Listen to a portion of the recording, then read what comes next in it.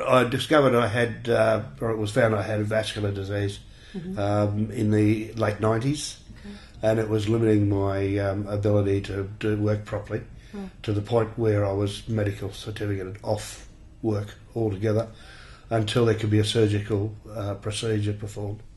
Discharge from hospital time, I think should have an allocated discharge nurse that sits down with the patient on discharge and goes through everything that's happening to them when they get home, if they're single, married or whatever, and whatever support services they might be needing afterwards.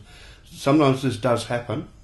I've experienced it, but 9 times out of 10 in a really busy in a surgical situation, they usually primarily want their bed back over everything. And the opportunity can come up though, and it's happened to me, where they have a discharge room where your bed does go back to them fairly early and you're put in a waiting situation or a waiting room and can spend an hour and a half twiddling your thumbs, which would be an ideal time for someone to sit down with you and give you that guidance as to what you can do. I think it's return visits. I've had a couple myself through not realising I shouldn't exert certain things. Have gone about my normal routine because I was told no different and felt well enough to proceed.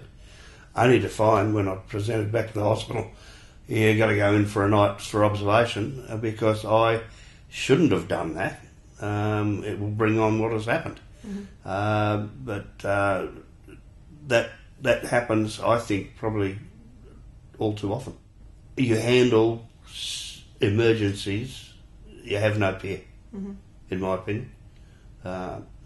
The several emergencies I've been involved in, no system comes into it. They're just so well drilled in what they're doing. They know exactly what they're doing. It happens. Nothing gets in their way. They're not distracted, and they seem to be able to breeze through chaos. Okay. It is the routine things where they let themselves down, in my opinion. I would say whether it's staff management or like so I can only from a patient looking in, I see nurses, and it's obviously their call, but the number of times I was in awe of saying good night to a nurse at 11 o'clock in the morning and being woken up by the same girl in the morning. And I said, when do you rest? And I have done. And I thought, well, maybe that's her choice, but they seem to pack an awful lot of hours into their days, and I wonder how you might either must get used to it or you wouldn't function. But I'm wondering if you get tired and it drops the standard a bit, you know. I've had no real complaints about the way I've ever been treated in the hospital from a personal point of view. They're absolutely superb, but I felt let down on discharge with really no plan to what I do. Some of it, and a lot of it, is common sense. I mean, if you're injured, and you should know not to do some things. But in a lot of cases, blokes being blokes, you actually have to be led a little bit as just on the common sense factors. General practice could I think at the moment take a big look at how they use patient time on consultations. One of my frustrations is because I'm on so many medications, I do have to visit a doctor.